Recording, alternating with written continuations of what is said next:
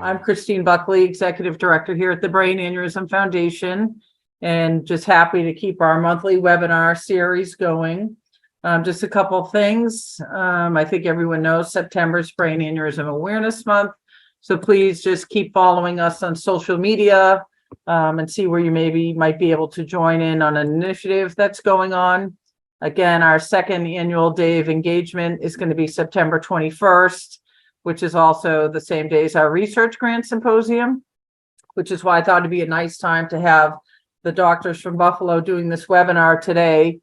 They are one of the recipients of a project this year, as well as they had been in the past. And we're going to be awarding $610,000 in total to 17 different projects to different researchers in the US and Canada.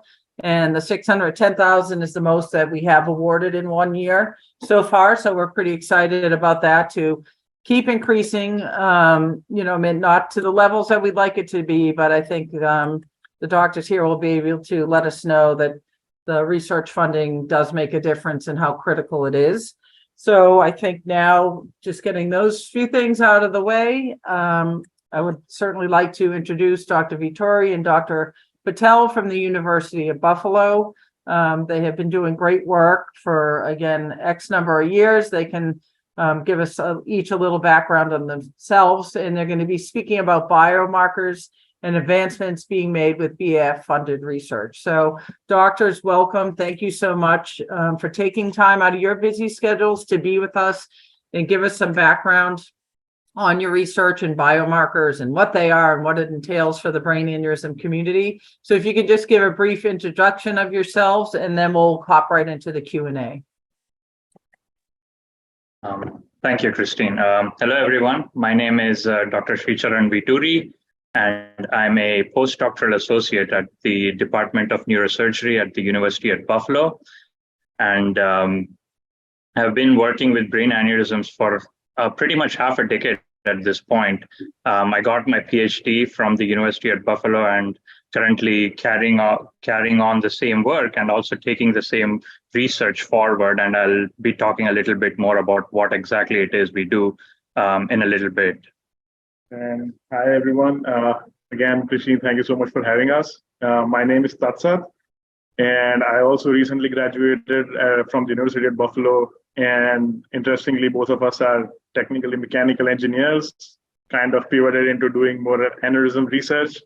And we've been doing aneurysm research at least for the past 5 to 6 years. And we're going to talk more about what we do in some of the presentation that we're going to give in just a moment here. Excellent. Thank you.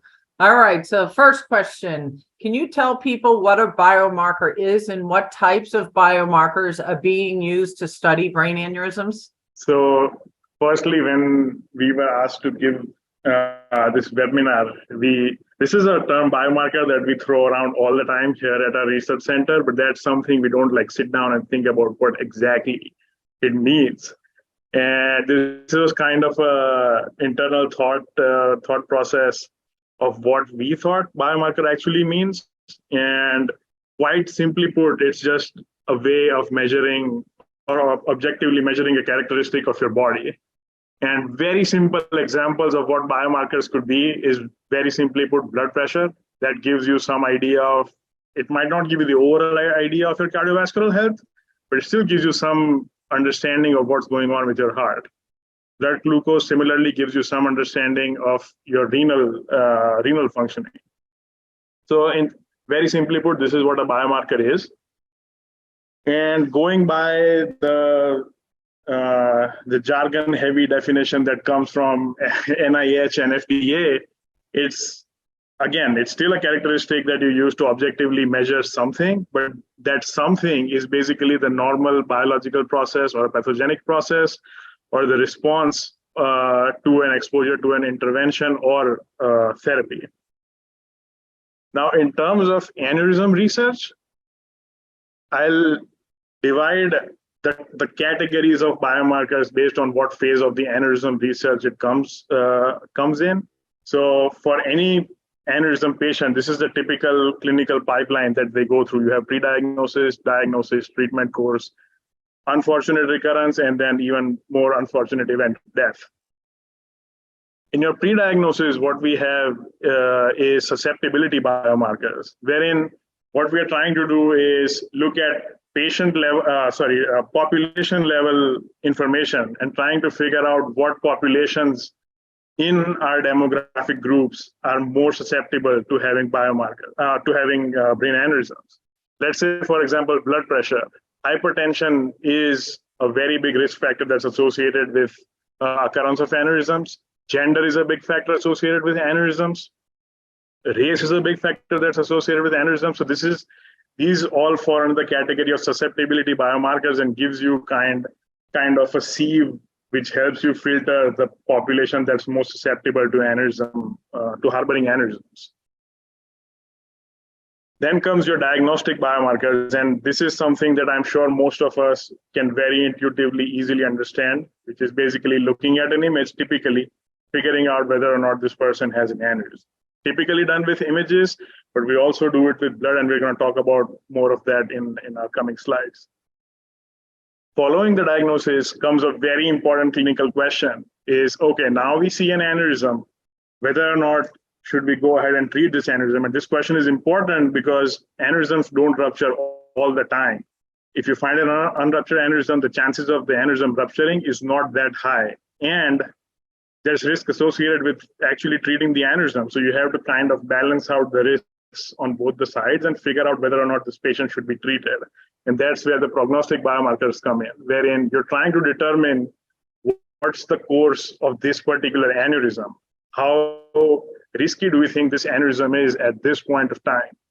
And just a very simple example that I'm going to show here is look at the two aneurysms at the bottom here on the left and the right. Just a second. Pull up a laser pointer. There we go.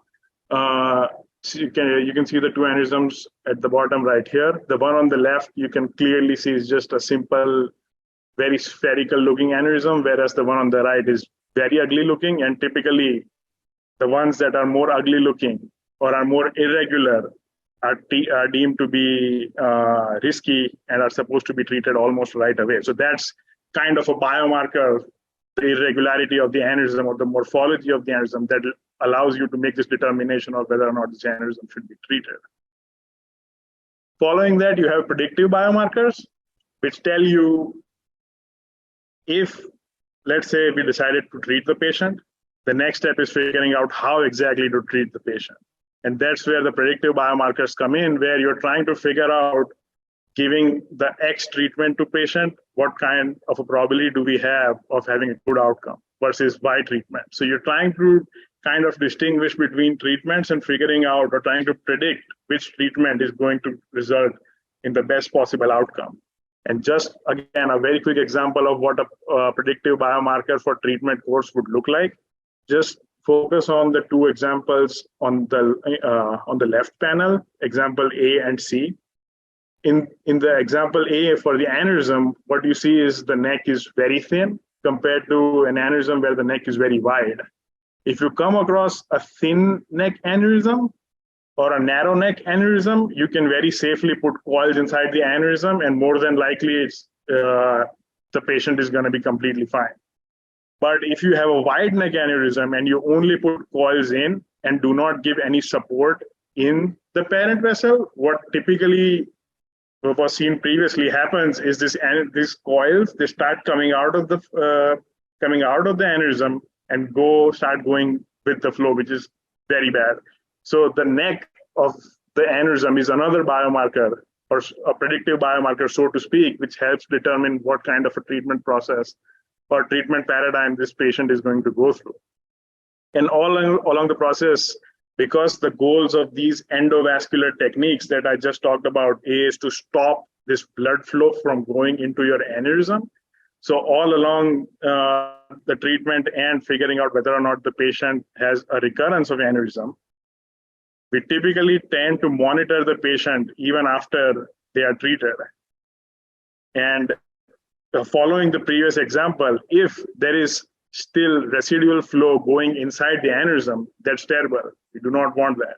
And if that recurrence of flow inside the aneurysm is more than a certain level, typically they go in for retreatment. So that's another biomarker, the level of flow that goes inside the aneurysm sac after treatment to kind of figure out if this aneurysm is going to recur or not.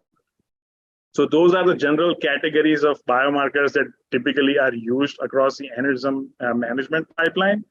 But again, going back to how NIH defines these types of biomarkers, there's 4 main categories. There's physiological, very easy to understand, blood pressure, let's say location of the aneurysm, molecular, which is something we'll talk about in more detail towards the later part of the presentation, but it's basically molecules inside your body, which are going to typically, in our case, come from blood or the cerebrospinal fluid. Again, very intuitive to understand radiographical biomarkers, which you just look at the image and figure out something from the image that helps you answer some clinical question. And the last ones are histological, which are not as relevant for our research typically, because for histology, you have to harvest the tissue, and that almost never happens before we do any treatment or anything when it comes to aneurysm. But that's the 4th category of biomarkers that we typically look at. And all of this information about these, or higher level information about these biomarkers, is available in these resources. And towards the end, we'll also talk to Christine. We'll try to share the slides with everybody, and they can go from there. So yeah, that's a very long explanation of what a biomarker is and giving it some perspective in terms of aneurysm research. No, that was great. Thank you. I appreciate that. I didn't know what the answer was going to be to that, but it was definitely great to have the visual and slides. So I appreciate that. And I know I have a better understanding now going forward. So thank you. So the next question, what strides and progress are you seeing with blood-based biomarkers in relationship to brain aneurysms? Yes. So coming to talk about blood-based biomarkers, as Tatsat just explained, biomarkers in general. But if you use blood specifically drawn from each patient to give a diagnosis or prognosis for that patient, specifically in our case for aneurysms, that is called a blood-based biomarker. And again, these blood-based biomarkers can be used for multiple purposes, as Tatsat just explained.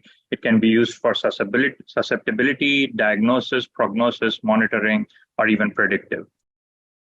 But in the case of blood-based biomarkers applied specifically for aneurysm research, you typically see that blood-based biomarkers are generally used for diagnosis, and very recently they've starting to use this for prognosis as well. What I mean by these two is diagnosis is, for example, they just draw the patient's blood, and from the information obtained in the blood itself, they can confirm or to tell to a good degree of probability if there is an aneurysm present in that patient or not. Or for example, for prognosis, where data obtained from the blood can give you insights onto how risky, if an aneurysm is present, is that aneurysm, and if you should treat it or not. Now, taking a step back, we'd like to ask, why do you need blood-based biomarkers in the first place? When you have other biomarkers like imaging biomarkers, there's MRI, CTA, all these different modalities, which I'm sure we are all familiar with, is once you go into a clinic, that's what they do, is they take a CTA image to confirm the presence of an aneurysm. But the downside is that it's extremely expensive to get these sort of medical imaging, but they are accurate nonetheless.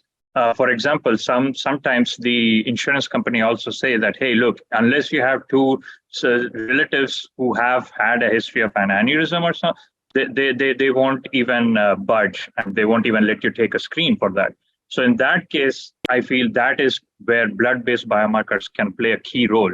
So blood-based biomarkers can be used as pre-screening tools. It's very affordable, and currently the state of the art, it has moderate accuracy, and I'll explain a little bit more about this. But it can be used as a pre-screening tool. What I mean by that is you draw blood from a patient, right? And you get information from the blood, and based on that, let's say the diagnostic model says, oh, hey, look, based on the blood obtained from the patient, I can say with a 60% probability that this patient probably has an aneurysm.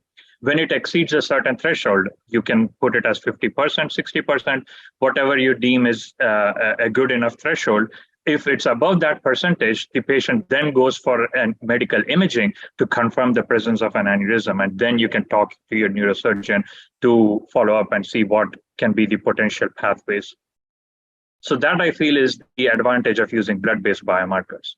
Now, coming back to the technical details, blood itself is a cocktail of components, right? So broadly speaking, blood itself has three different components. There's plasma, which gives it the fluid texture, which is kind of watery. And then there are two additional components in it.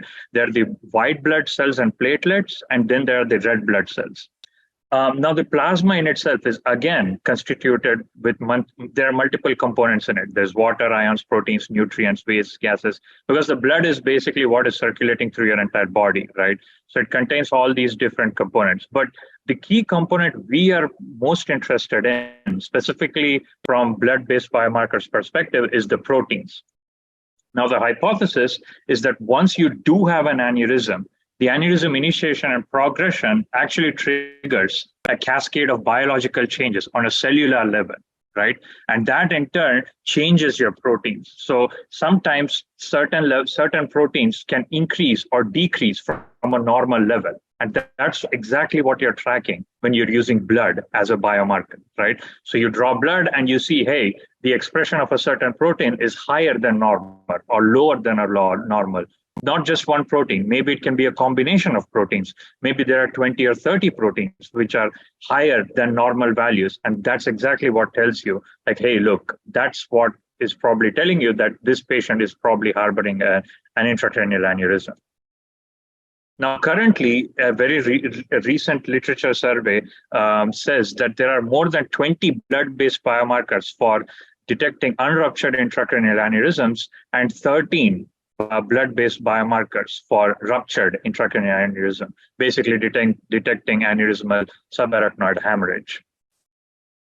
Now, coming to our lab in specific and the research that we do, in the past, our lab has developed a tool for detection of intracranial aneurysm, completely based on blood. Like, it's completely blood-based biomarkers, no imaging needed at all. So what we do is we analyze changes in the RNA or a component from your blood in the neutrophils, which is, again, a major component of your blood, right? Blood has plasma, white blood cells, and red blood cells. And a type of white blood cells are neutrophils. And we analyze changes in the RNA expression levels. What we found was we could detect aneurysms with a 90% accuracy. Now, the only trouble with using white blood cells is they need to be processed immediately after you get it from a patient. Otherwise, over time, if you store it for a long period of time, the quality of data you obtain from these white blood cells gradually keeps on deteriorating at a very fast rate. So to tackle this problem, what we did is we built another tool which uses whole blood rather than just the white blood cells. And although this achieved a slightly lower accuracy of 85%, it's still pretty good compared to like no diagnosis at all. So 85% accuracy in identifying intracranial aneurysm presence. This is primarily because in whole blood, there are other components which can add noise as well. So you need to filter down the data you're actually interested in. So the whole goal of developing this tool is, let's say you draw blood from a patient, you get the blood sample, you sequence the blood, you use a AI-based prediction model, and you can give a probability. Hey, look, this patient has a 60% probability of harboring an intracranial aneurysm. So that is what we envision this tool to be as in the future.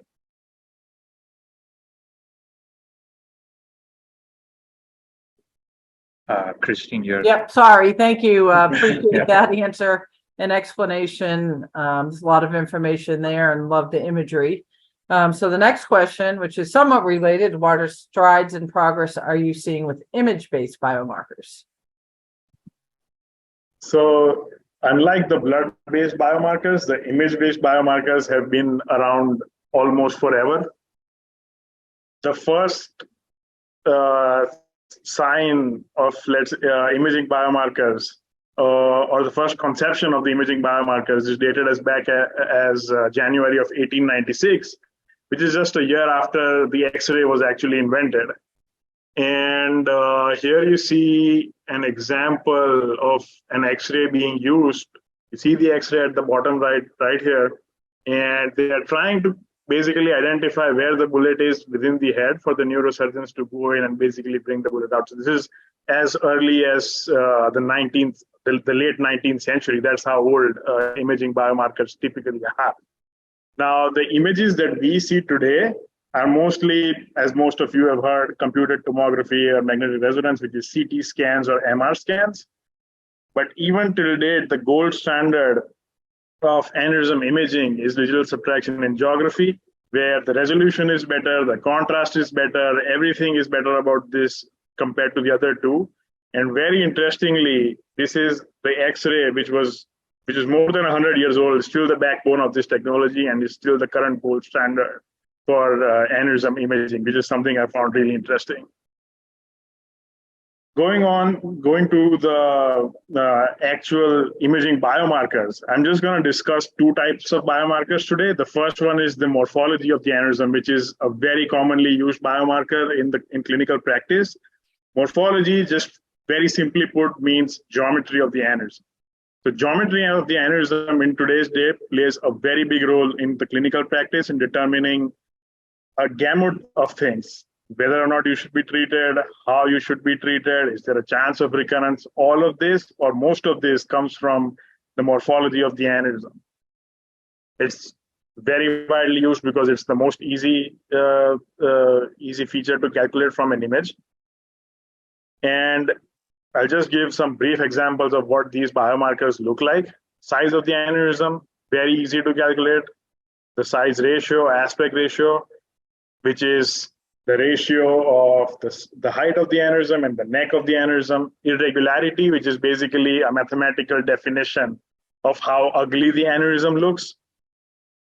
All of which help with the risk of determining the risk of rupture. And you also have geometry of the aneurysm that helps you determine, as I explained previously, what kind of treatment modality should we choose for this patient in terms of the neck. If the neck is thinner, we just put in coils. If the neck is wider, we put in coils along with a flow diverter. Also, it can tell you whether or not each of these treatment modality is going to end up having a recurrent stroke event. So all of these features used everywhere, very easy to calculate, researched at length on various international cohorts, but there are certain limitations that are associated with things that are this simple. Firstly, they do not have a direct biological correlation with any biological process. So there's like an indirect correlation with something which is again indirectly correlated to some kind of pathophysiology. So it's like a very long indirect correlation that we typically find. And because they are very simplistic, let's say, for example, size. In the literature, we keep seeing that anything that's larger than 5 millimeters is risky and should be treated immediately. And everything below 5 millimeters is fine. There's no need to treat them immediately. But recent studies, the literature says of all the aneurysms that rupture, almost 50% of the aneurysms are smaller than 5 millimeters. So if you were to just go by size, you would end up not treating aneurysms that should actually have been treated. So it's kind of the simplistic nature of these features is kind of holding it back a little bit. Also, these features can be very subjective. And let me give you a very simple example right here. In one of the recent challenges that was shared across researchers across the globe, what everybody was asked to do was everybody was given a 3D image. They were asked to make a 3D model of what they think the aneurysm looks like from the image. And I'd just like to point your attention to case number 11 and 9, or the entry number 11 and 9, and focus on the neck of the aneurysm. The neck of the aneurysm on number 9 is almost double the size of number 11. So you can clearly see how different people might interpret this neck so differently, which brings in all this subjectivity, which might lead to very different opinions on how the aneurysm should be managed. There's clear limitations that are associated with these morphological features as imaging biomarkers. Now, going on to something that's associated more with the biology of the aneurysm. Another type of imaging biomarker that we typically use is biomarkers that are biological surrogates of the wall. The wall is where the actual rupture happens, and that's why it's something that we should definitely focus on. So again, there's many reasons why wall might be important. First, if some part of the aneurysm wall is thin, it might be a very easy target for the aneurysm to rupture from that location. If the walls are under very aberrant stresses, they might rupture. If it's thick, if some region of the wall is thick, it's continually inflamed, and that might indicate some instability, which again might show that there's some chances of rupture happening in the near future. So information from the wall can be very helpful in determining whether or not this patient should be treated. So it will be a very good prognostic biomarker. And again, it can be assessed in a multitude of ways. One of the most important ones that we are going to discuss about today is vessel wall imaging. I'll just show you a couple of examples right here. What you see on the top right is the aneurysm wall. This is prior to any vessel wall enhancement. After this image is taken, contrast is injected into the patient. The contrast is allowed to be uptaken by the wall. And after, let's say, 5 or 10 minutes of this contrast being taken up by the wall, what you see is the aneurysm wall. Everything else remains the same. The aneurysm wall kind of becomes a little enhanced. It becomes brighter than everything else around it. And the hypothesis here is this gadolinium uptake, or the uptake of this contrast, is directly correlated to inflammation, which is a very big driver of aneurysm growth, rupture, and all those bad things that happen with the aneurysms. This currently is at the forefront of rupture risk research. And just to show you a brief example of how it might be actually correlated to the biology of the aneurysm. Again, an example of the aneurysm before enhancement and the aneurysm right after enhancement, where you see like a thin enhanced region right around the aneurysm sac right here.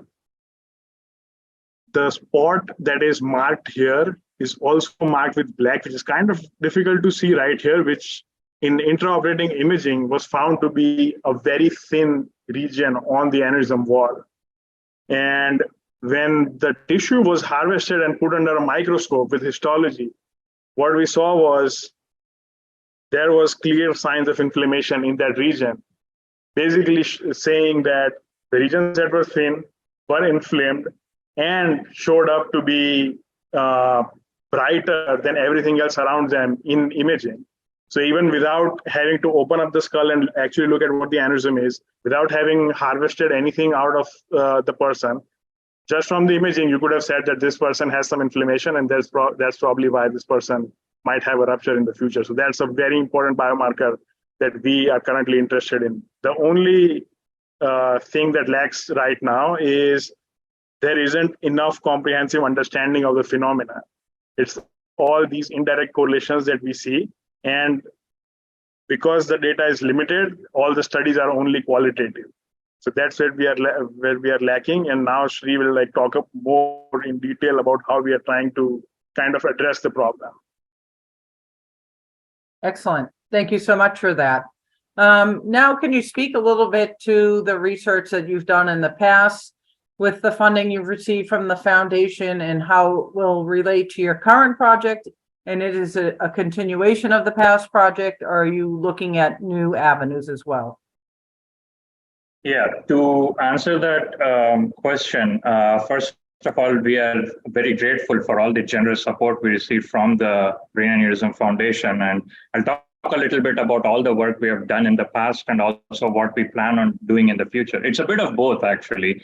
We are actually exploring the current work and taking it a step further, and we're also exploring new avenues as well. And I'll explain how exactly we're doing it. So, as I've explained in the blood biomarker section, we have actually developed a blood-based biomarker which can detect solely based on the patient's blood to a high degree of accuracy if the patient has an aneurysm or not. And then we made it affordable and clinical by using whole blood rather than just some parts like white blood cells of the blood. And thirdly, we are also invested in developing quantifiable image-based biomarkers. And I'll talk a little bit about what I mean by this.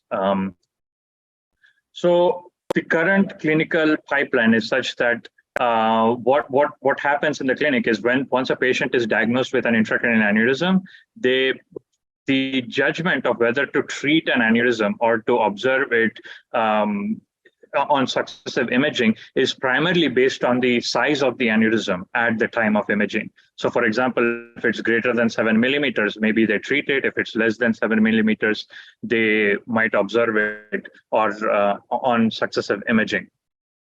But the issue with using just the size alone is it's subjective, as I've shown in this figure over here. For example, it's the exact same aneurysm, but maybe one clinician measures it to be 6.8 millimeters and the other clinician measures it to be 7.5 millimeters. That introduces subjectivity. And let's say 7 millimeters is the threshold, right? This would result in two completely different treatment modalities. One would definitely like to observe it on further imaging, but the other one would prefer to treat it immediately. And the other point which Tatsat discussed earlier was that small aneurysms rupture too. It turns out that almost half of all the aneurysms that do rupture are in fact less than 5 millimeters in size. So you need something more than just the size alone to help you answer this question. So again, to answer this question, there's this phenomenon called aneurysm wall enhancement or vessel wall enhancement, as Tatsat briefly mentioned previously. The advantage of using this imaging biomarker is that it has been shown in multiple studies in the past that aneurysms, not all aneurysms, first of all, not all aneurysms show this enhancement, but the ones that do show enhancement have actually been associated with growth and instability and even potential rupture. So what exactly is this aneurysm wall enhancement? Well, to reiterate what Tatsat previously said, first you take a baseline MRI image, which is called a non-enhanced MRI or an NE-MRI image. And after that, you inject dye or contrast, which is a gadolinium-based contrast. And this contrast is absorbed by your brain vessels in certain amounts. Again, not all vessels absorb it, but some of these vessels do absorb it. And sometimes some parts of the aneurysm actually absorbs this contrast more than other parts of the aneurysm. Now, this whole part, which I'm showing with the laser pointer, is actually the aneurysm. But you see that the top of the aneurysm and the back of the aneurysm absorb this contrast more than the front of the aneurysm, right? Now, in general, currently what the clinical practice is that they classify this aneurysm as an enhancing aneurysm. Although only just certain parts of these are enhancing, not the whole aneurysm, they just classify it as yes or a no phenomenon. Either it's enhancing or it's non-enhancing. Now, the question we wanted to ask is, does the pattern of enhancement suggest something more? Maybe it can give you insights onto whether it's a risky aneurysm, or it can give you additional information, for example, which parts of the aneurysm exactly are enhancing, or what's the thickness, and so on and so forth. So that was our ground hypothesis, is maybe the pattern of enhancement gives you additional information which we can leverage. Now, I want to take a step back and explain what exactly it is I'm talking about. So let's think of an image. You capture images with your phone of any general image, right? It's basically a collection of pixels. There are these small, tiny squares which are called pixels, and a bunch of them connected together is exactly what give you that whole picture, right? Now, in medical imaging terms, if you stack a bunch of those pixels, if a bunch of those 2D pictures together, you create a 3D structure. And one pixel connected to the other gives you a cube. A 2D thing is called a pixel. If a square in 3D, that's called a 3D square, which is a cube. And in medical terms, you call that a voxel. Right? And that's exactly what an MRI is. And in an MRI, you start from your top of your brain, you take a slice, you take an image of that, move down, take another image, move down, so on and so forth, as I've shown in this figure on the left, right? You keep going, one slice over here, one at your eyes, one at your nose, one at your mouth, and that gives you a good understanding of what's going inside your brain, and that's how you diagnose an intracranial aneurysm. Now, radiomics is one tool we use for characterizing this pattern. And if you look closely over here, you'll see that there are 3 pixels which are connected with each other, right? And in a slice of, or in a 2D picture, you see that there are three distinct areas where 3 pixels of the same exact intensity are connected with each other. That's exactly what we look at. Like, what is the pattern? How many voxels are connected with each other? How many distinct patches like these can you observe? And that's how we quantify the pattern of this enhancement. So our present research, what we are doing is we're using radiomics, or this tool of pattern recognition, to identify high-risk intracranial aneurysms. And a very recent publication by our group actually showed that we are able to accurately identify high-risk aneurysm to an accuracy of about 90%. And now we also are looking at using these image-based biomarkers or radiomics in tandem with blood-based biomarkers, which we have developed previously, to increase this accuracy furthermore, like maybe go up to 95%, 98%. Why not? We want to explore what are these boundaries by combining these two modalities. And currently, we are actually working on analyzing these data on a small cohort for which we have both blood-based data and also image-based data. And I'll be presenting this shortly in a few weeks when we meet you, Christine, in Charleston, actually.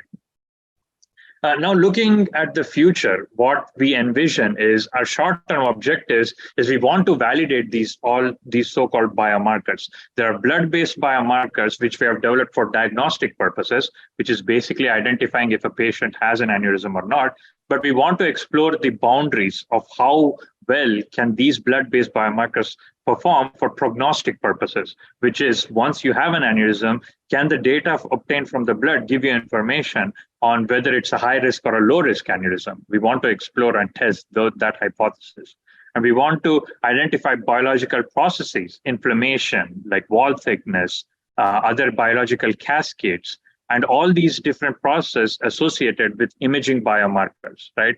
And this is what is the target of our next cycle, or next research cycle, is we are going to harvest the tissue. So during surgical clipping, certain aneurysms undergo endovascular coiling or flow diversion, and some of the aneurysms are easily treated using surgical clipping, where the surgeon goes in and puts a clip across the aneurysm. And now what we are planning on doing is, if it's deemed safe by the neurosurgeon, we harvest the tissue from the intracranial aneurysm, and we look at the actual biological process occurring in the aneurysm itself. That gives you a first-hand look at what exactly had triggered the aneurysm. What was its history? How was it formed? How would it have potentially grown if left untreated? We have a next generation gene sequencing machine, which can take a look at the tissue harvested and give you insights on all these different processes. And that's exactly what we plan on doing. And once we get a very good understanding of how it is these aneurysms had formed, what led to their eventual growth, or what could have happened if left untreated, our long-term objective is we want to validate all these tools which we have talked about so far, like blood-based biomarkers, image-based biomarkers, these tissue harvesting concepts, and all of these things need to be validated on longitudinal data, which is growing aneurysms, which is very hard to come by. But yeah, that is what we envision the future to be. Thank you. Great information there too. So now I have a question. Are you collaborating with any other researchers in other centers, whether it be US or in another country? Yes. The short answer is yes. We do have lots of collaborations going on. And before I go into who we collaborate with, just a couple of quick things about collaborations. Why they are really, really important for research to move forward faster. Firstly, I'll just give you a quick example of our center at UB, University of Buffalo. For every 100 aneurysm patients that come into our center, after all the exclusion criteria and the missing information from some of the patients, we end up with around 10 to 15 patients from a pool of 100 patients that we can recruit for our research. And Buffalo is considered to be a large volume or a high volume center. And even at a high volume center, over 1 year, we end up with not more than 40 to 50 cases that we can actually use for our research and have all the information available, all the information necessary to conduct our research. And if that's the rate of collecting data, and if all our tools are data driven, everything is AI and machine learning, it's going to take forever for one center to make any progress in the development of these biomarkers. So it's absolutely critical for centers to come together and collaborate on these things and share the data between centers. Secondly, from a research perspective, typically what happens is if a biomarker has been developed in one center based on the data from one center, as soon as the biomarker model, so to speak, leaves that center and is tested on something on some other center with data from other center, it completely does absolutely horribly because of batch effects.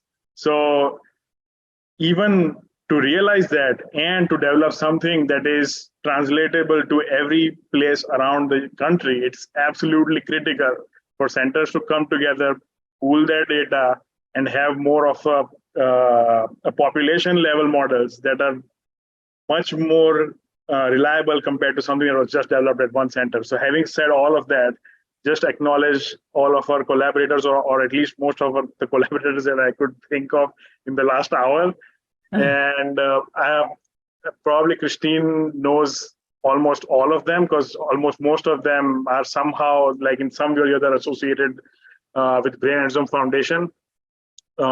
Just to name the institutes, of course, UB Neurosurgery, you have Dent Neurological Institute here in Buffalo, UCLA, University of Iowa, Duke University, University of Pennsylvania, University of South Florida, and University of Florida. And we probably forgot a couple that we can't think of right now.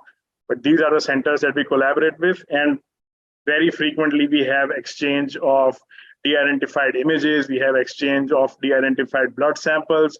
We have exchange of demographic information for these patients, which help us do all the research that we are currently doing and make everything possible. Great. Love it. Yeah, collaboration is definitely key. I kind of assumed as much that that's what was going on, but it's great to hear it and see it, because I think that's the best way to keep things moving forward. So thanks for sharing that. Now, another question: what is the time frame for which you may see an endpoint for your research in that blood-based biomarkers play a significant role in brain aneurysm detection? Right. So to answer that question, I'll take the help of a very good flow chart or a timeline which the FDA had put out. So this is the general timeline for the development of a biomarker in general, be it blood-based biomarkers, be it image-based biomarkers. I apologize for the poor quality. I just realized that. But hopefully you can see what this slide is conveying. So there's the first stage, which is the discovery stage, when the phenomenon was first observed, right? Like, for example, speaking specifically for aneurysm wall enhancement, let's say, as an image-based biomarker, right? But the first time it was observed in a patient is what is called the discovery. That is when people first observe that phenomenon, try to analyze what it's useful for, maybe for prognostic purposes, maybe to analyze the risk of rupture, so on and so forth. Then there's the analytical validation phase, where people across different centers pool their data, look at this biomarker, study it, understand what it's doing, what information it's conveying, what is the accuracy of using that for diagnostic purposes, for predicting the risk of rupture of an aneurysm, for example.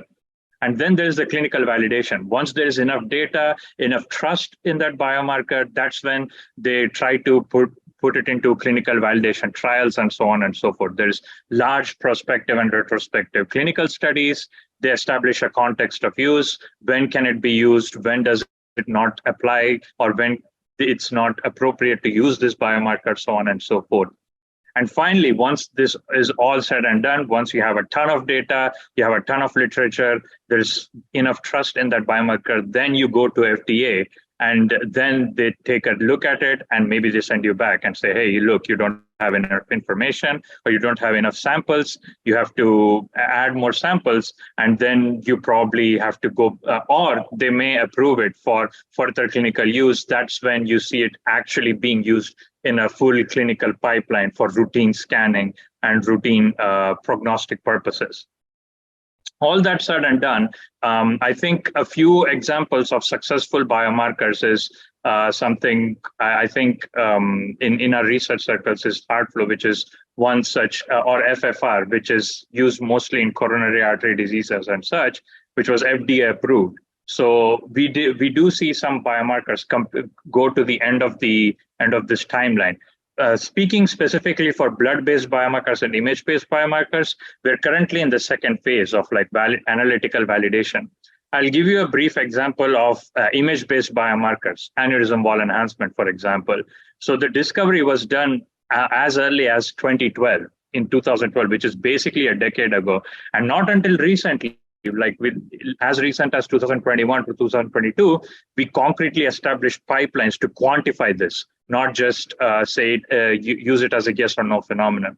So this quantification was done across multiple centers across Iowa, Buffalo, and we pooled our data to come across and do this study. The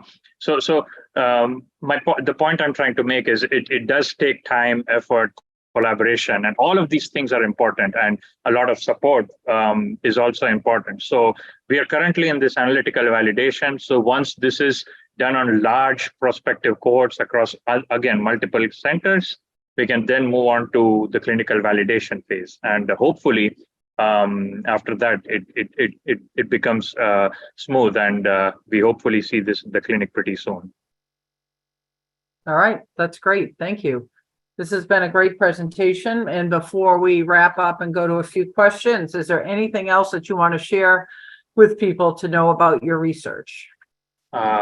Yes. So first and foremost, I'd like to thank you, Christine, for inviting both of us to do this webinar with you. And all the support we received and all the funding we've received from the Brain Aneurysm Foundation in the past and the future. And we're truly very grateful for all of that.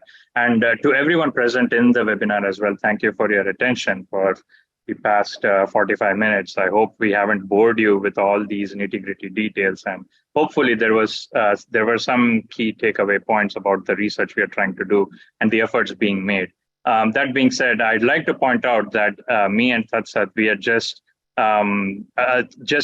two researchers in a vast majority pool of researchers who are all striving towards the same goal, trying to tackle this beast, which is intracranial aneurysms. And 1 in 50 people, again, this statistic is probably known fairly widely, is 1 in 50 people could harbor an intracranial aneurysm, and all the devastating effects the rupture can have, so on and so forth. So again, research is definitely a very important part. All of us are moving towards the same goal. Hopefully, our small research can influence the clinical practice in the near future. And again, ever so grateful for all the support and funding. And yeah, I don't know if do you want to add something? That was well said. I mean, no, I think towards the end, I'll just share our contact information, which will again be shared to everybody. Shri right here, myself, Tatsat, and we have 2 other people in the lab who, first of all, the lab is from Dr. Tutino, so he is the PI of the lab, and his company Neurovascular Diagnostics has been working tirelessly to develop this blood-based biomarker, and they have made very good strides in almost going from that phase 2 to almost nearing the phase 3 of the timeline that Shri showed. And also another powerhouse in the company is Dr. Poppenberg, who also got her PhD from here, currently a research scientist in neurosurgery department and a CTO in neurovascular diagnostics. So any questions that you might have today that we cannot answer, these 2 people will most certainly be able to answer those questions. Again, we'll share all this information with you guys as well. Great, thank you. And again, this is being recorded, so this information will, be on the recording if people can't get this down now, but no, thank you both so much. This has been absolutely amazing, but I would like to ask a few questions, and this was one that came up today. Have PCPs been given information on biomarkers? Off the top of the head, I don't think I personally am very familiar with this term. Probably it's, I cannot answer this question off the top of my head because I don't personally deal with that biomarker, but I'd be happy to get back to you. Extremely sorry. Yeah, but no, that's fine. Not that's very fine. familiar with it. Okay, so another question is, you had a slide that showed like a digital, that showed CAT scan, MR, and then you said the digital is the gold standard. Someone wants to know, were you referring to an angiogram when you said that? Yes, that is correct. Okay. That's the rotational angio that people typically get mostly during the intervention process. So you have a 2D X-ray with contrast constantly being pumped, and you can see the blood going in and out of the aneurysm. And then another question, a couple of people asked, how could people, is there any information out in the public where people can learn more, like patients can learn more about biomarker research, or is there research that they can participate in? Right. Off the top of my head, I think first of all, this presentation will be made available for anyone who's interested. And again, this is just a couple of points that me and Tatsat wanted to make as far as blood and image-based biomarkers go, but it's just a vast ocean. There are tons and tons of literature out there. A few of all the references which we could accumulate, I have mentioned it at the bottom of our slides. You can go, and these are research articles. You can go ahead and take a look at those, and they have very interesting findings as well. I think me personally, for the statistics point of view, have looked at the FDA biomarkers slide, not specifically for intracranial aneurysms, but biomarkers in general.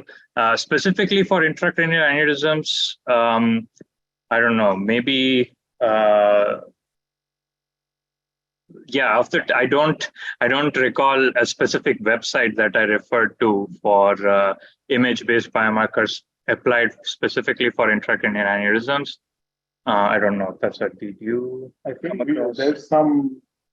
So typically in the research circles, every time a biomarker progresses to a certain level of popularity and there's enough papers out there, what we have is what we call review articles, where they pool in information from, let's say, 100 odd articles that came out for, let's say, blood-based biomarkers for aneurysm. So what we can probably do is share some of the review articles that kind of give you a succinct information about that particular type of biomarker for aneurysms, and that could probably be the starting point. I agree with that. Just to quickly point out, this is the paper I'm talking about at the bottom of this slide, the Novicki et al. Published very recently, actually in April of this year, was published in Cellular and Molecular Neurobiology. That's an excellent paper which summarizes all the blood-based biomarkers which have been done so far, and I would definitely recommend. That's a good place actually to get some information and know about blood-based biomarkers specifically for intracranial aneurysms.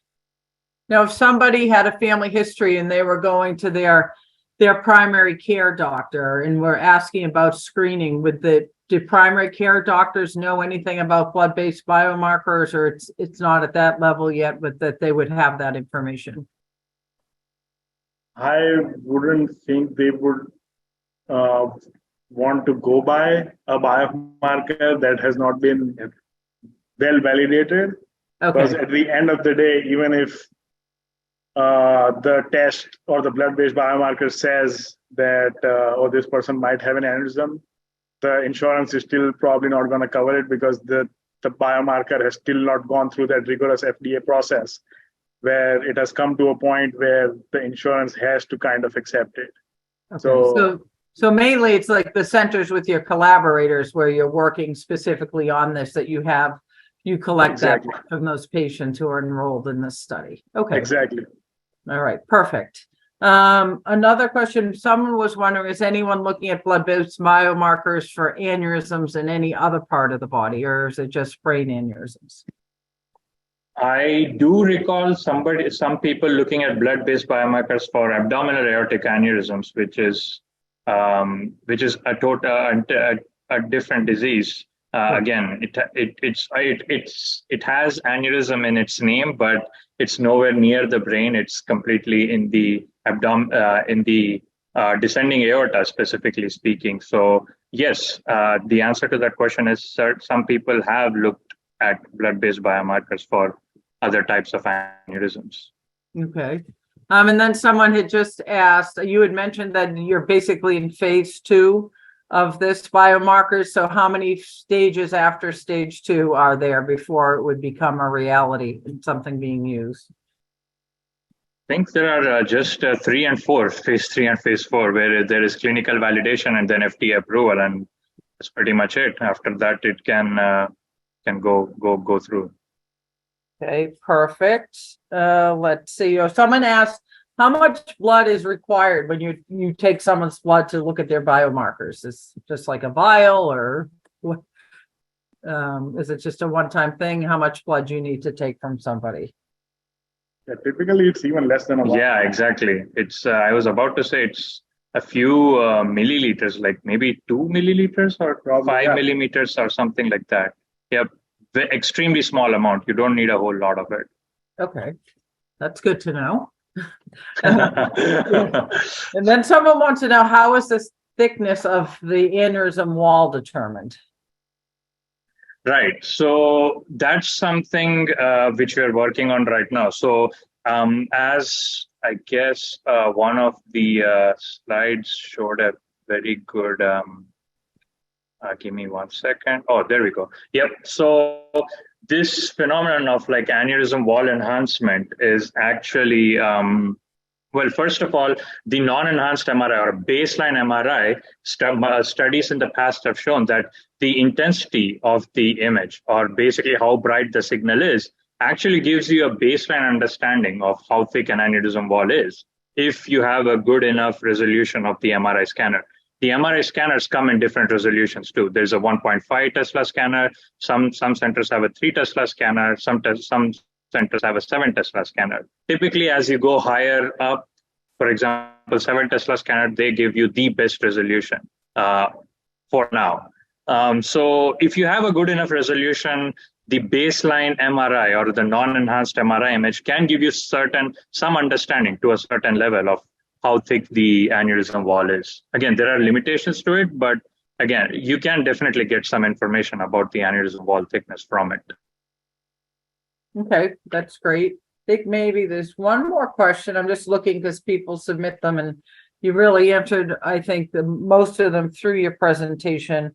But a couple people asked, are there biomarkers being looked at post-treatment? If someone's been clipped or coiled, then are there biomarkers for that stage? Yeah, I think one of the slides that Tatsat presented, he was talking about, I think, give me a second here. There we go. Yep. This is the ostium neck ratio, which is this is a morphological biomarker which can be used for treatment outcome. For example, you put a flow diverter, right? And they want to know a priori before putting in the flow diverter whether it's going to successfully occlude 6 months after or not. So what study by our group has shown is that maybe if you look at the neck of the aneurysm and divide it by the parent vessel diameter, you can get a good understanding of whether or not it's going to occlude in 6 months after you put the flow diverter. Or, for example, for coils, you can look at how much the thickness of the neck is, and that can give you a good understanding. So yes, there are a couple of biomarkers. Again, all of these are in phase 2 for now, but definitely people are working towards this as well. Excellent. Well, I think this is a good stopping point. We're almost at that hour time, but again, Sri and Tatsat, thank you so much. I mean, this is really great information, gives people a lot of hope for the future. So thank you for what you are doing and for taking the funds that are raised, not easily. I mean, so many people raise money for research for the foundation, you know, have different events. There are survivors who do it. There are people who do it because they've lost somebody. But there's people who contribute to us throughout the year. And again, because of everybody, and I know some of you on this webinar that I see have helped us and donated, but again, we'll be giving out $610,000. So that's pretty amazing to keep projects like this going. So thank you to everyone who was supportive of the BAF community. It means so much to us to be able to make progress, to work with fellows like this who are really giving so much time to make things better in the future. So big thank you to everybody. We'll get this recording out again, at least next week sometime, if not by the end of this week. But thank you so much, gentlemen, for sharing your time and everybody who joined in. Thank you. Have a good evening.